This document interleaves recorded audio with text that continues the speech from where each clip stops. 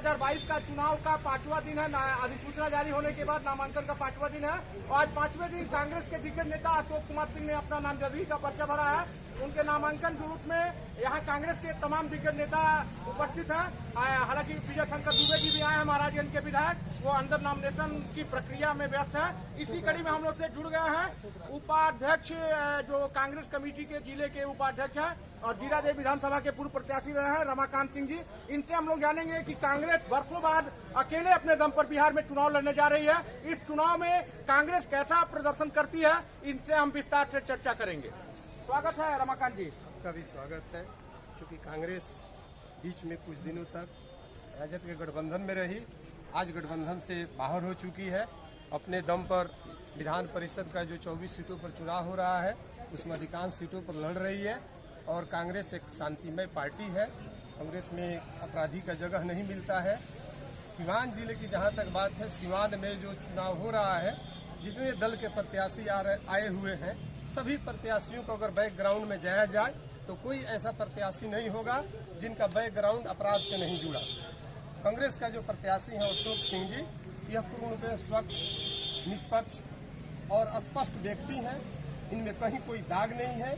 107 का भी मुकदमा उनके विरुद्ध नहीं है। पढ़े लिखे व्यक्ति हैं, अनुभवी हैं, समाजसेवी हैं। हमारा जहां तक उम्मीद है कि इस चुनाव में हमारे उम्मीदवार अशोक सिंह जी निश्चित विजयी होंगे और सारे प्रत्याशियों को मात देकर सिवान में कांग्रेस की झंडा हम लोग फहराएंगे। क्या मुद्दा है कांग्रेस का इस बार बिहार विधानसभा 2022 के चुनाव में? मुद्दा क्या है कांग्रेस, किन मुद्दों पर चुनाव लड़ रही है? नहीं, विधान परिषद की चुनाव हो रही है और विधान परिषद उच्च सदन होता है और उच्च सदन में मुद्दा सरकार की नहीं होती है। उसमें पढ़े लिखे लोग, विचारवान लोग, अनुभवी लोग का जाने के लिए वह सदन बनाया गया है। क्योंकि विधानसभा से जो भी समस्या पैदा होती है वह विधान परिषद में ही उठा कर जाता है, जहां अच्छे विद्वान लोग पहुंचकर उस मुद्दे पर बहस करते हैं और जो कमियां होती है उसमें सुधार करते हैं। इसलिए हमारा जो प्रत्याशी है, सिवान जिले का जो प्रत्याशी है, वह जितने प्रत्याशी लड़े हुए हैं सबसे विद्वान है, सबसे ज्ञानी है, सबसे अनुभवी है, सबसे पढ़ा लिखा है। इनका बैकग्राउंड अपराध से नहीं जुड़ा हुआ है, सोशल व्यक्ति है। और यही कारण है कि हम लोग इस आधार पर बोल रहे हैं कि कोई भी जनता, चाहे कोई नागरिक, कभी यह नहीं चाहती है कि हमारा प्रतिनिधि कोई अपराधी हो, कोई बलात्कारी हो, कोई लुटेरा हो।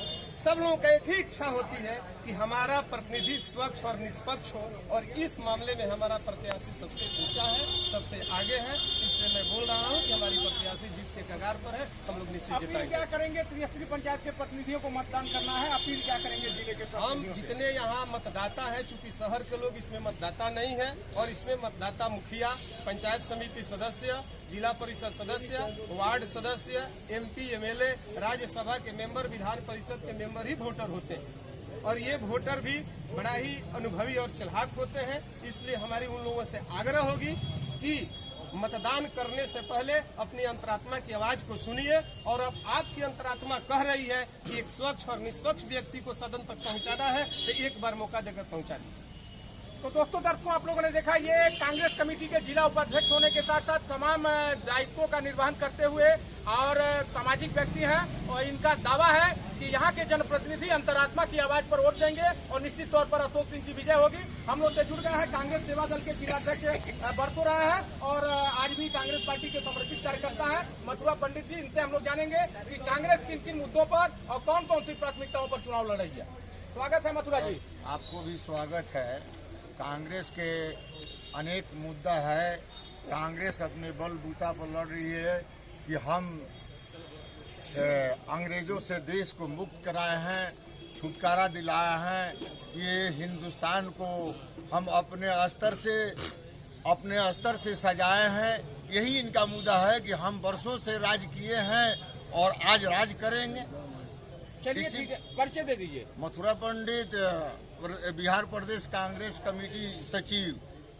मेराज भी आप बताइए, क्या मुद्दा होगा इस बार कांग्रेस का? अकेले आप लोग पहली बार चुनाव लड़ रहे हैं, मैंने 3-4 दशक बाद, तो किन मुद्दों को लेकर के कांग्रेस इस बार चुनाव लड़ रही है? पहले धन्यवाद दें आपको और साथ ही साथ 4650 के आसपास जो हमारे प्रतिनिधि हैं जीत के गए वार्ड में और BDC और जिला परिषद या मुखिया महोदय, हम उन लोगों को भी आज के शुभ दिन के अवसर पर बधाई देते हुए कहेंगे कि उन लोगों की जो समस्या है, उस समस्या को हमारा जो कैंडिडेट है अशोक कुमार सिंह, जो साफ सुथरी छवि के और पढ़े लिखे और अच्छे व्यक्ति हैं, वो उनकी समस्याओं को जरूर तो सदन तक पहुंचाएंगे और विकास के कामों में खरा उतरेंगे। यही हमारा मुद्दा है। जय हिंद, जय कांग्रेस। हम लोग तो जुड़ गए हैं। एक और कांग्रेस के नेता है, क्या नाम है आपका? हमारा नाम हुआ रमेश उपाध्याय। रमेश उपाध्याय जी, ये बताइए आप कि कांग्रेस बहुत दिनों के बाद बैसाखी छोड़ करके अकेले दम पर चुनाव लड़ी है, जीत को लेकर के कितने आश्वस्त हैं आप लोग? हम 99% आश्वस्त हैं।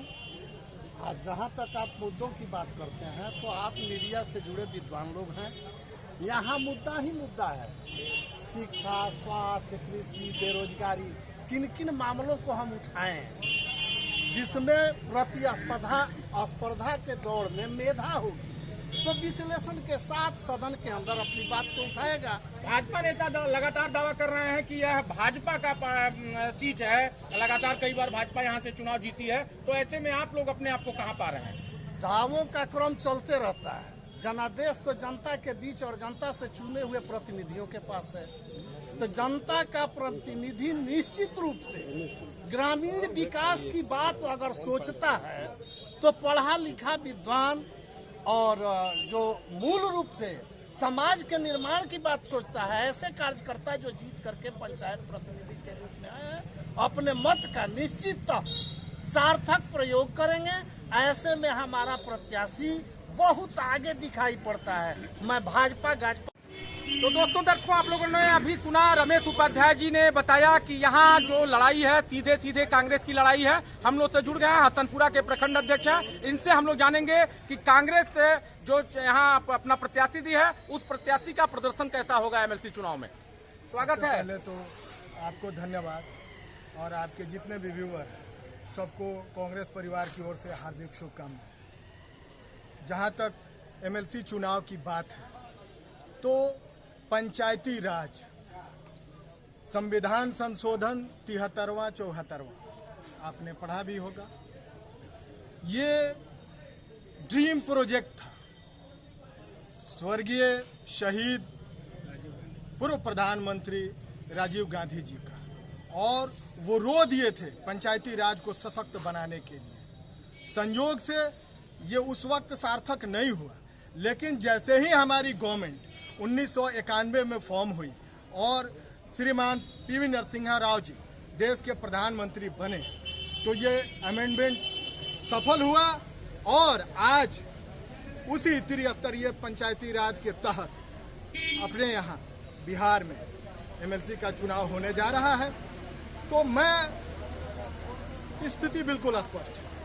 मैं साफ सुथरी बात करने का ही पक्षधर हूँ क्योंकि मैं युवा हूँ।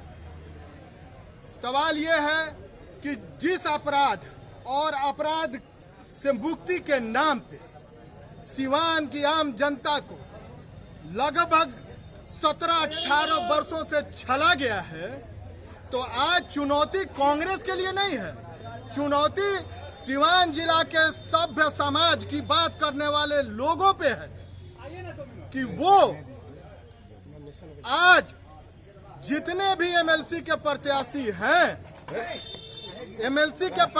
हैं उसमें सबसे डिसेंट, सबसे शिक्षित और संस्कारिक व्यक्ति जो पेशे से वकील है वो चुनाव मैदान में है और जिसके ऊपर 107 तक का मुकदमा भी नहीं है।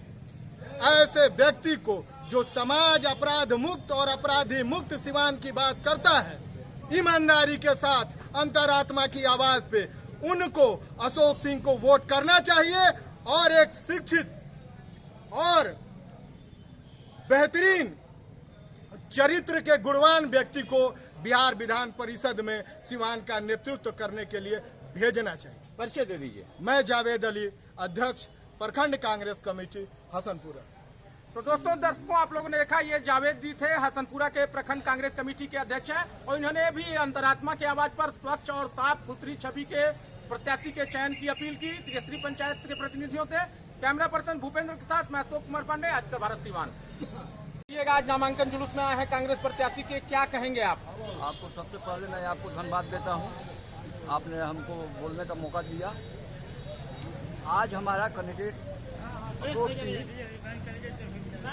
का नॉमिनेशन हो रहा है और अशोक सिंह को बड़ी सोच समझकर बिहार प्रदेश कांग्रेस कमेटी ने उनको एमएलसी का कैंडिडेट बनाया है, इसलिए कि सिवान की धरती पर लोग स्वच्छ छवि चाहते हैं, क्योंकि पिछले 10 सालों से लोग अच्छे छवि को लोग देखकर उब चुके हैं और अशोक से एक ईमानदार व्यक्ति हैं, पढ़े लिखे व्यक्ति हैं और सामाजिक कार्यकर्ता के रूप में उन्होंने कांग्रेस में काम किया है।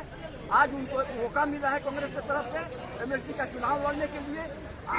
आज जो है यह चुनाव डायरेक्ट चुनाव नहीं है, आम जनता वोट नहीं करेगी। हमारे पंचायत स्तरीय मेंबर जो हैं, सदस्य हैं, जो जीते हुए हैं, जनता के प्रतिनिधि हैं, वही लोग वोट देंगे और वो लोग समझदार हैं, पढ़े लिखे लोग हैं और जनता के प्रतिनिधि हैं। इसलिए ये वोट हम लोग इस तरह से मांग रहे हैं कि स्वच्छ छवि को सिवान की धरती पर अपराध मुक्त सिवान को बनाना है, तो स्वच्छ छवि को अशोक को टिकट दिया जाए, वोट दिए। आपको अपनी आवाज को विधान परिषद में पहुंचाने वाला यह व्यक्ति है, इनको वोट दीजिए और लोगों का आकर्षण इनके तरफ हो रहा है। परिचय दे दीजिए। मेरा नाम गणेश राम, उपाध्यक्ष सिवान जिला कांग्रेस कमेटी।